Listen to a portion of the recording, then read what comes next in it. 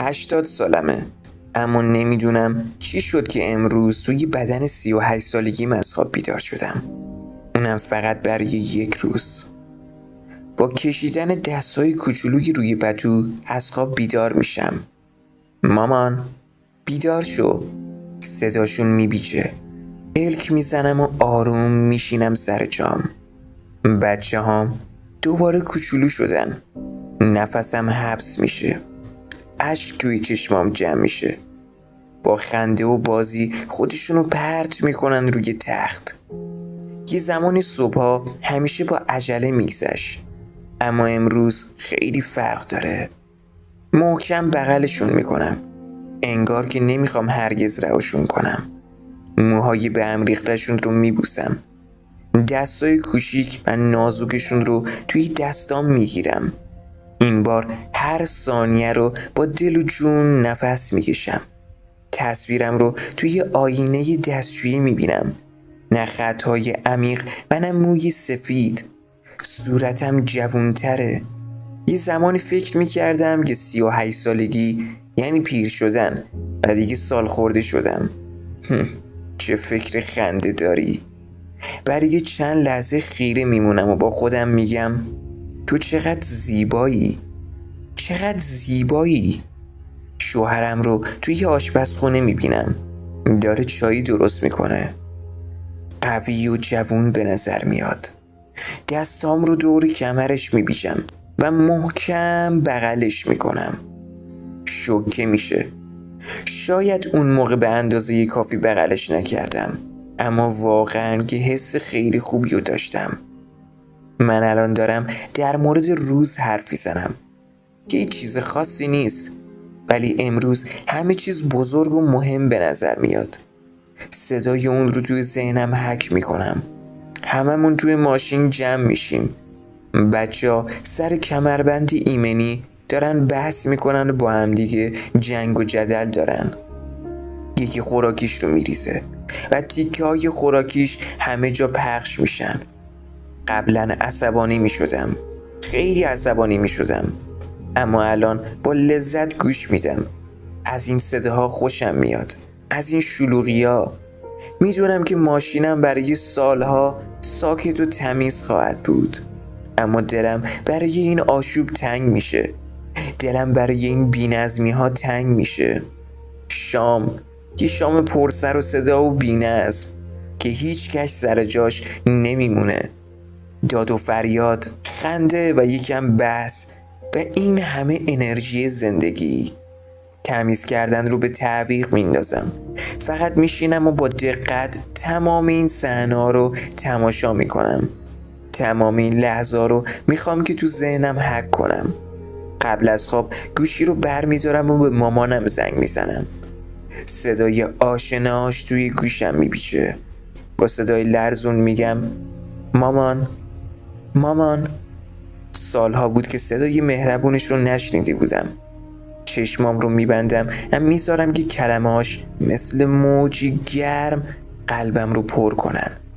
با بغض بارها و بارها میگم دوستت دارم مامان. نمیخوام که تلفن رو قطع کنم. نمیخوام که این لحظه تموم بشه. این بار هیچ چیز رو نگه نمیدارم. هرچی توی دلم مونده بود رو بهش میگم. حرفایی که سالها توی دلم مونده بودن و بالاخره راهی برای گفتن پیدا میکنن. وقت خواب که میرسه این بار هیچ صفحه‌ای رو جابجا نمیکنم. با حوصله همه داستانها رو میخونم، واو به واو. بعد با لبخند میپرسم یه کتاب دیگه هم بخونیم؟ با خوشحالی میگن آره. دلم نمیخواد که این شب به آخر برسه. یه روز دیگه وقت داشتم و این بار میتونستم، واقعا میتونستم. و این بار هم دوباره میدونستم که این یعنی شادی، این یعنی عشق. اون دستهای کوچولو، شامهای شلوغ و پرهیاهو، بدنهای جوون و سالممون و بدون کوچکترین درد. پدر و مادرمون که هنوز زندن و نفس میکشن. همه اینا خیلی بیشتر از اون چیزی که فکر میکردیم ارزش داشتن. پس دوست من، توی هر سن و سالی که هستی، هر چیزی که داری یا نداری رو قدرش رو خیلی بدون. چون یه روزی به خاطر همون داشتهات که قدرشون رو ندونستی کلی حسرت به دلت میمونه. پس دوست من از داشتهات بیشترین لذت رو ببر. پسرم گفت مامان دیگه بچه نیستم، بذار خودم بیام خونه. منم گفتم باشه پسرم. مدرسه که با خونه فاصله ای نداشت. من خودم از کلاس اول تنها میرفتم و میومدم. دنیا که این همه ترسناک نبود. لعنت به این دنیای جدید و لعنت اعتماد من. اون روز بعد از مدرسه مثل همیشه منتظرش بودم، ولی 5 دقیقه شده بود. 10 دقیقه شد و نیم ساعت. زنگ زدم مدرسه، گفتن که رفته. دیگه نفهمیدم چی شد. انگار که دنیا روی سرم خراب شده بود. پا برهنه دویدم به سمت کوچه. صدام میلرزید. زنگ صدای خودم رو نمیشنیدم. همه کوچه رو فقط داشتم جیغ میزدم و اسمش رو صدا میزدم تا اینکه گوشیم زنگ خورد. یه شماره ناشناس. یه مردی پشت خط بود. بهم گفت خانم پسر شما پیش ماست، حالش خوبه، ولی چیزایی بود که باید حضوری بگیم. قلبم افتاد. پام دیگه جون نداشت، ولی دویدم. رفتم سمت آدرس. راست میگفت. پسرم اونجا بود، زنده بود، ولی دیگه اون بچه سابق نبود. فقط یه لحظه اشتباه کردم. پسرم گفت که یه مرده اومده جلو، گفته کمکم کن. انگاری یکی میخواسته آدرس بپرسه. بهش نزدیک شده، میکشدش توی ماشین. در رو قفل کرده و توی ماشین ترسونددش و تهدیدش کرده. و بعدش من فقط خدا رو شکر کردم که چند تا موتوری دیده بودن که یه بچه داشته توی اتوبان گریه میکرده و میکوبیده به شیشه. موتوریا شک کرده بودن، تعقیبش کرده بودن و نجاتش داده بودن قبل از اینکه اون مرد کارش رو تموم کنه. تا عمر دارم فقط دعاشون میکنم و ازشون تشکر میکنم. ولی چی از پسرم نجات یافت بود؟ فقط جسمش؟ روح بچم چی؟ اعتمادش به دنیا چی؟ شبهاش چی؟ خوابای لعنتی که هر شب با گریه بیدارش میکنن چی؟ بعد از اون روز پسرم دیگه به مدرسه نرفت. دیگه نذاش حتی برای چند دقیقه ازش دور بمونم. بعد از اون روز دیگه هیچ وقت اون بچه سابق نشد. دائم میچسبه بهم، با چشم دنبالم میکنه. میگی مامان اگه اون مرده دوباره بیاد چی؟ مامان من دیگه به کسی اعتمادی ندارم. یه خواهش از همه مادرها و پدرها و همینطور معلم‌ها و همه کسایی که بچه‌ای دور و برشونه. خواهش میکنم، ازتون خواهش میکنم، به هیچ جمله‌ای مثل فقط 2 تا کوچه است اعتماد نکنید. تو رو خدا اعتماد نکنید. دنیا واقعا دیگه دنیای امنی نیست. دنیایی که توش ما بزرگ شدیم نیست. دنیایی که ما توش بزرگ شدیم با این دنیا کلی فرق داره. از زمین تا آسمون فرق داره. استقلال بچه‌هاتون رو تمرین بدین، ولی نه با رها کردنشون، با نظارت، با همراهی. باید دورا دور حواستون باشه، نه اینکه رهاش کنید. وقتی بچه‌تون میگه چیزی میترسه، نخندین، گوش بدین، باور کنین. امنیت فقط داشتن قفل در خونه نیست. امنیت یعنی یه دل آروم. استقلال حق کودکه، اما امنیتش وظیفه ماست. یه روز یکی بهم گفت هیچ وقت بعد از ساعت 2 شب تصمیم نگیر، فقط بخواب. پرسیدم چرا؟ گفت که به نظر من یه هورمونی بعد از ساعت 2 توی بدن ترشح میشه که باعث میشه یه تصمیمی بگیری یا یه کاری بکنی که هیچ وقت ساعت 7 صبح نمی کنی. به جیگر میده تا دیوونه بازی در بیاری.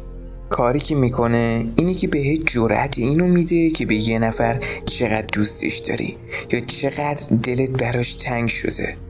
با خودم گفتم پس من هر شب قبل از ساعت 2 میگیرم میخوابم. که هیچ وقت درگیر این هورمون نشم. سالها از اون روز گذشت. ساعت 1:45 شب بود. توی تختم بودم و داشتم بهش فکر میکردم. دیوونه‌وار عاشقش بودم و میدونستم که حسم متاسفانه متقابل نیست. برای بقایای دوستی 1 سال پیش خودم این راز رو نگه داشته بودم. همینطور که داشتم فکر میکردم و آهنگ گوش میدادم دیدم ساعت 2:30 نصف شبه. داشتم فکر میکردم که چجوری 30 دقیقه اینقدر سریع گذشت که یهو دیدم بهم تکست داد. گوشیمو برداشتم، دیدم داره بهم پیام میده، میگه حالم خوب نیست. گفتم چرا؟ چی شده؟ گفت که دلم شکسته و شروع کرد به تعریف کردن که چجوری یه پسری رو دوست داشته و چجوری اون پسر دلش رو شکسته. همون بود که حس کردم اون هورمون توی بدنم جاری شده. توی جوابش یه متن بلند بالا نوشتم. چیزایی نوشتم که الان نگاه میکنم و واقعا باورم نمیشه که اینا رو من نوشتم. نوشتم که چقدر دوستش دارم و تو جوابم گفت خودت میدونی من عاشق یه نفر دیگم، چرا این حرفا رو بهم میزنی؟ اینو که گفت تازه به خودم اومدم که چه اشتباه بزرگی کردم. یاد اون بنده خدا افتادم که گفت بعد از ساعت 2 هیچ تصمیمی نگیر. کلی گریه کردم و اشک ریختم. براش نوشتم ببخشید، خیلی وقت بود که توی دلم مونده بود. بالاخره یه روزی باید میفهمیدیش. ازش خواهش کردم که دوستیمو ازم نگیره. هیچ چیزی دیگه نگفت. 1 هفته گذشت و هر دوتامون جوری رفتار کردیم که انگار هیچ اتفاقی نیفتاده. ولی بعد از 1 هفته کم کم احساس کردم که دیگه داره کمتر با هم صحبت میکنه. 1 هفته دیگه هم گذشت. دیگه حتی سلامم هم علیش نمی کرد. فقط یه نگاه میکرد بهم و بعدش هم میرفت. منم توی چشماش غرق میشدم. هر از گاهی یه نگاهی بهش میکردم و اونم یه نگاهی بهم میکرد و یه لبخندی میزد و دوباره راش رو کج میکرد و میرفت. الانم به جایی رسیده که حتی جواب تکست رو هم دیگه نمیده. از یه طرفی خیلی ناراحت بودم که از دستش دادم و از طرفی هم خیلی خوشحال بودم که بالاخره حرف دلم رو زدم. و یه چیزی هم یاد گرفتم که بعد از ساعت 2 شب هورمونی توی بدن ترشح نمیشه، بلکه قلبت شروع میکنه به صحبت کردن. که اون شب کار دلم بود، کار قلبم بود که همچین پیامی رو دادم. از اون موقع هر وقت میخوام تصمیمی رو از ته قلبم بگیرم دقیقاً ساعت 2 شب این کار رو انجام میدم.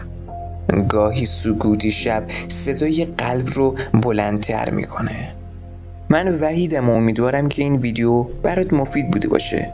اگه از همچین ویدیوهای خوشت میاد و دوست داری که هر شب چند تا داستان پندآموز و جالب رو بشنوی، فقط کافیه که کانالم رو سابسکرایب کنی تا هر شب کلی حکایت و داستان پندآموز رو بشنوی. و راستی اگه از ویدیو خوشت اومد ممنون میشم که حتما لایکش کنی و نظرات ارزشمندتون رو داخل کامنت ها برام بنویسید. منبع این داستان هم پیج پروفن هستش که فقط کافیه توی سرچ اینستاگرام بنویسید پروفن، پیجش رو میاره. هم میتونید فالو کنید که اگه حوصله گوش کردن دارید میتونید همونجا مطالعه کنید. توی ویدیوی بعدی میبینم دوست من.